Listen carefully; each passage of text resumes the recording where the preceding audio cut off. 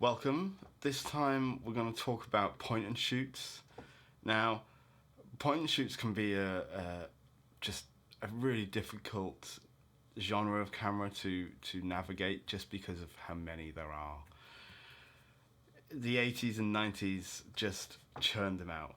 There are just thousands of different types.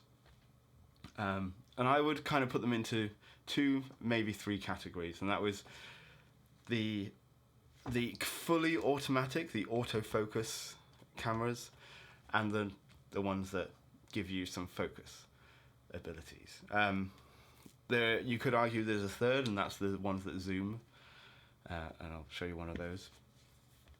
But they're really, really good fun cameras, and if you're not interested in the technical side of film photography, but you really love film, then point and shoots are pretty good. They're pretty awesome. And I constantly, even though I have fully manual cameras, I always load up a point and shoot and take it out. Just because it's fun, especially for family days or holidays, things like that. It's really, really good. So I've got a few to show. So we'll start on this side, which is the ones that give you some focus. So starting with the oldest, this is the Olympus Trip, or Olympus Trip 35. These cameras are they're amazing. They're so good. These were made in the 60s and the 70s, and they're still running. If you find a working one, they're great. I use them all the time. I've got a bunch because I fix them up and I sell them.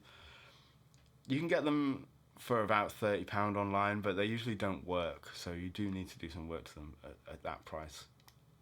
But they're fully mechanical, and inside they're so simply made that repairing them is not a difficult job if you've got the courage to go inside one of these things. They're really, really good cameras. This one, they just wind like the old school winder and fire. And it's really, really good. This one I haven't fixed up yet, so I'm going to show you one that I have so you can see how it works. So this is one that I've done up and made look cool, in my opinion. So the way these cameras work are, you've got your ISO ring on the front here, and that goes from speeds of 25 to 400, I think.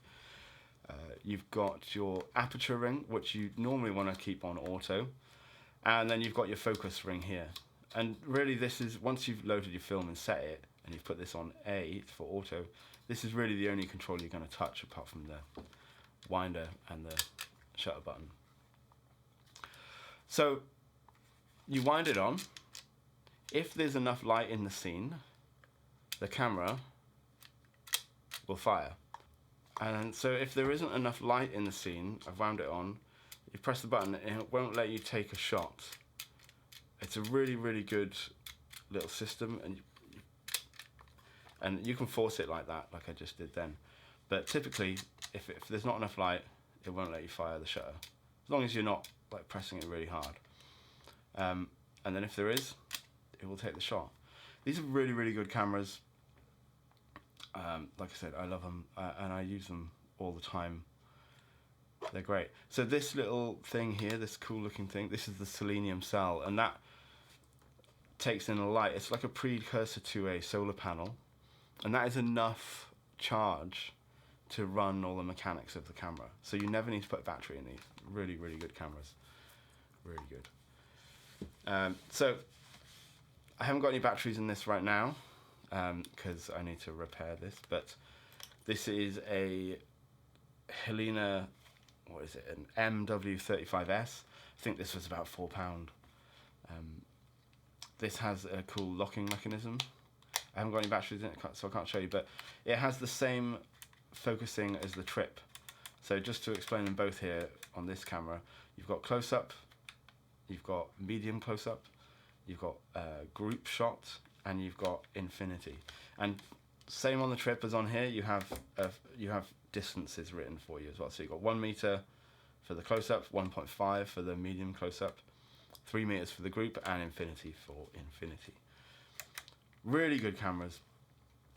For £4, you can't really go wrong. It's got a flash.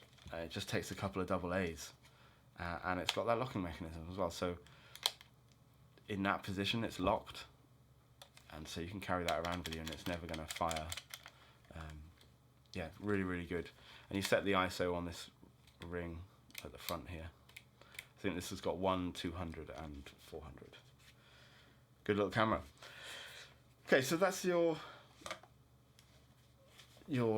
focusing point and shoots, and then you've got the autofocus point and shoots. So this one here is the Auto GL. Again, I don't have batteries in this right now, but it's really simple. You just open up the lens with this slider here, and you shoot, and it will just shoot for you. You don't have to think about anything. That's literally all you do. You don't even have to wind it. It does that for you. And if you want the flash, you just slide that down, and you've got flash, and it will just keep taking photos until the films run out, and then the film will auto rewind for you as well. So this is really no nonsense camera. It's really good. I've shot with this a few times. It's fun. Again, you're not going to worry about a camera like this, so you don't have to pay much, and you can take this to a festival, to a party, to family events, whatever, and you can just shoot away, and you're done. You don't have to worry about it breaking or anything. Good fun little camera. Before we get to this one, I just want to quickly talk about the zooms. So this one does have batteries in, so there you go, it's on. This is the, what is this, Konica Z Up 150E. There's a bunch of different ones. And again, same thing, it's a point and shoot, so you just point it at your thing and it takes the shot, and you hear it wind on for you, so you don't even have to wind. Yeah, good little cameras, and they open up, you put your film in, you put it across, and a lot of these, you just put your film across and close it, and they'll grab the film and wind it for you. This is really good. This has got some modes on it I've never really used, but so I shot Christmas on this a couple of years ago. Yeah, good little camera, nothing wrong with it at all. Really cheap, I think. This is from a charity shop for £10. This Auto GL, I think, was £5 on eBay. And lastly, I want to talk about this. This is the Minolta AF Tele. This is my favourite point and shoot. It might look like a little bit of a tank, but it's a really great camera. The thing is about this, most point and shoots like this, as you just saw when I took the picture, it favors a flash. They want to use the flash, and they pretty much all do that, because a flash is like a guaranteed good exposure almost, kind of.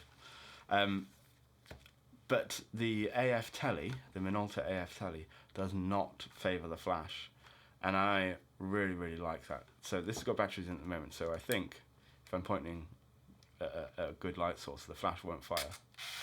See, but this one, even though the light source is there, it still fires the flash. Most do what this one did. Turn that off. This does not do that, and that I really, really love it for it. It has a timer, but the coolest thing about this is it reads film DX codes from 25 to 3200, which is great, so I can put any film in this, and if it's got a DX code on the back, this camera will know what it is. I'll talk about DX codes in another video, but just trust me, that's good. But the other thing is, and you can see this got this little lever here to turn it on. So this is a 38mm lens, but if I do it one more click, the lens comes out a bit more, and now it's a 60mm lens. So we've got a 38mm, which is really usable field of view. It's quite a lot. It's not as narrow as a 50, and it's a bit wider, wider than the Trip 35s as well. So you can get a lot in that. It's really, really handy, really usable range. And then the 60 is really, really good for portraits. So what you've got here is a camera that that is really, really versatile and can do a lot, and it doesn't favor that flash, which is just the coolest thing. I shot a gig, a really low light gig with this, and I put some 800 speed film in, and it only fired the flash maybe 4 or 5 times on a roll of 36 exposures in a dark pub.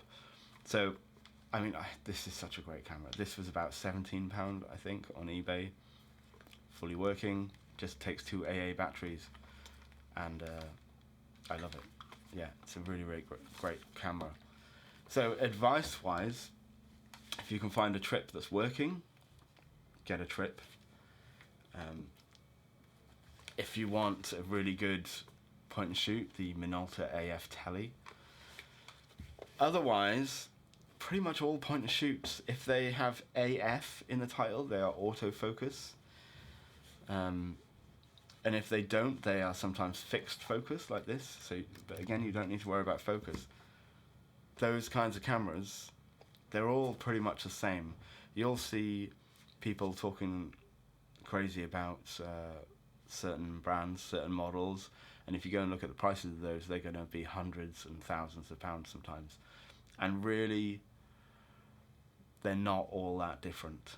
In all honesty, if people are honest about it, they're not that different. They may have sharper lenses, their autofocus systems may be better, but at the end of the day, they are little boxes with electronics in, and once those electronics die, your camera's pretty much dead. So don't spend hundreds and thousands. Just get a cool little 10-20 quid camera. Great stuff. Yeah. And like I said, they're really, really good if you're not into the technical side. If you just want to take pictures and you love the look of film, this is a great place to go. And I highly advise getting a point and shoot alongside whatever other camera you get. There we go. Bye for now.